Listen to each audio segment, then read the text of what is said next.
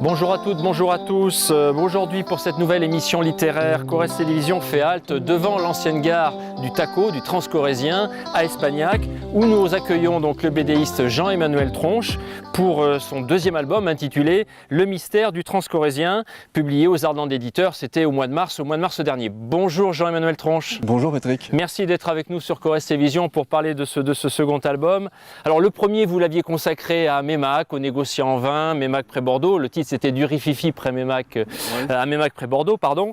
Qu'est-ce qui vous a décidé là pour ce second album à centrer votre histoire sur ce train, appelé aussi, je le disais tout à l'heure, le Taco, un train qui a circulé entre 1912 et 1959. Le Taco, donc le Transcorrézien, c'est un petit peu comme l'aventure des paysans négociants de Mémac près Bordeaux. C'est une épopée collective qui concerne notre région, la Corrèze, pays où je suis né, où j'ai grandi, et donc c'était effectivement le premier élément qui a motivé donc, mon histoire, cette histoire sur ce petit Taco qui, vous l'avez dit, donc a été construit à partir de 1912, qui a sillonné la Corrèze. 15 stations, c'est ça, je crois. Oui, 14 ou 15, peut-être 15 stations sur 120 km, donc entre Tulle et Ussel, et ça entre 1912 et la fin des années 50, 1959, année où il a été démantelé.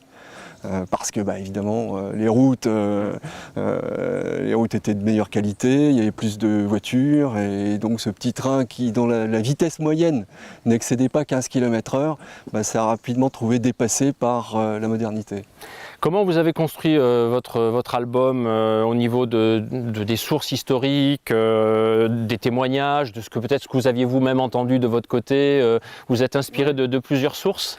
Alors oui, plusieurs sources. Donc la première, c'est ce que j'ai entendu autour de moi, c'est-à-dire les récits familiaux, puisque tout le monde dans la région s'intéresse à cette histoire.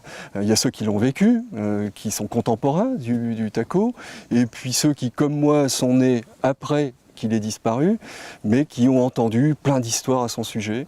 Donc très naturellement, je me suis penché un peu plus sur, on va dire, les aspects historiques du Taco. Je me suis notamment documenté au travers d'un livre écrit par Jean-Paul Toulza. Voilà, donc il m'a beaucoup aidé à construire, à documenter mon récit.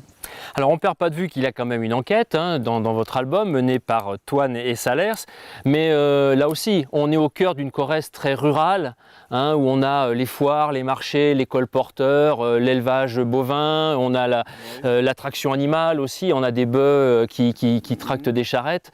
Là aussi c'était l'ambiance de l'époque qu'il fallait aussi faire vivre au travers de l'enquête. Je voulais absolument retranscrire ça, c'est-à-dire qu'on puisse au travers de ces images, de ces petites anecdotes, de ces anciens métiers, se retrouver dans une ambiance début XXe siècle. Voilà. On trouve les foires, même s'il en existe encore aujourd'hui, elles étaient plus nombreuses, elles étaient plus foisonnantes. On retrouve des anciens métiers qu'on perdu, celui colporteur, qui est l'un des personnages de ma bande dessinée, donc qui sillonne les campagnes, qui va de ferme en ferme pour vendre sa camelote. Un Transcorrézien de Tulle à Ussel qui suscitait donc plus de méfiance et à qui on attribuait beaucoup de mots, MAUX, dans la population locale, quitte même à vouloir l'empêcher de circuler. Oui, exact.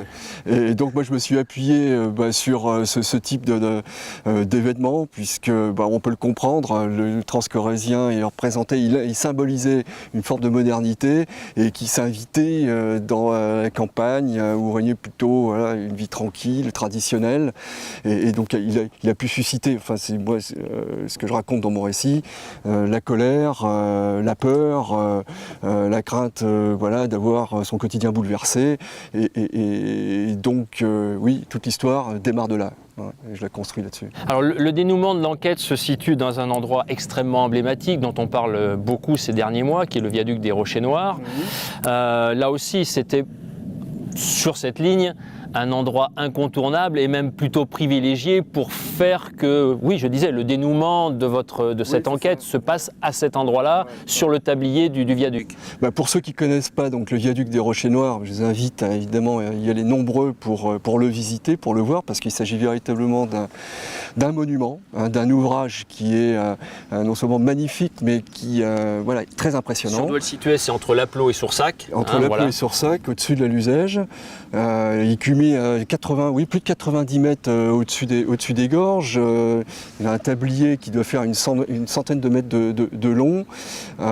C'est véritablement un ouvrage emblématique et très impressionnant, qui fait actuellement, vous l'avez dit, l'objet de restauration de la part de la Fondation du patrimoine. Pour finir, vos dernières vignettes dans cet album nous rappellent qu'il y a 110 ans, le président de la République, Raymond Poincaré, donc, venait inaugurer ce transcorésien. Ça, c'est la vérité, puisque effectivement, ce jour de septembre 1913, Raymond Poincaré, à l'occasion d'un voyage présidentiel qui a duré 3 ou 4 jours, s'arrête à Lapleau. Il ne s'arrête pas à Neuvic. Alors moi, j'ai situé la scène à Neuvic, petit clin d'œil donc à mes lecteurs et amis de Lapleau. Dans mon ouvrage, donc, il est accueilli par le maire de l'époque, qui est Henri Queuille, et la scène finale se passe sur donc le viaduc des Rochers Noirs. Ouais, tout à fait. Dernière question traditionnelle, Jean-Emmanuel.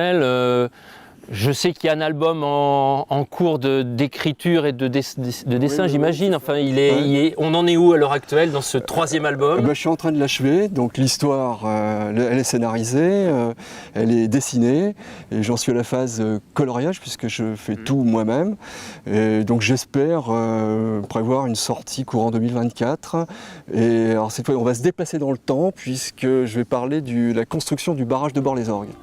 Merci Jean-Emmanuel Tronche. On rappelle donc le titre de cet ouvrage, Le mystère du transcorésien, donc une aventure de Toine et Salers, qui sont les 2 enquêteurs sur cette affaire du mystère du transcorésien, et c'est publié donc aux Ardents Éditeurs. Merci. Merci.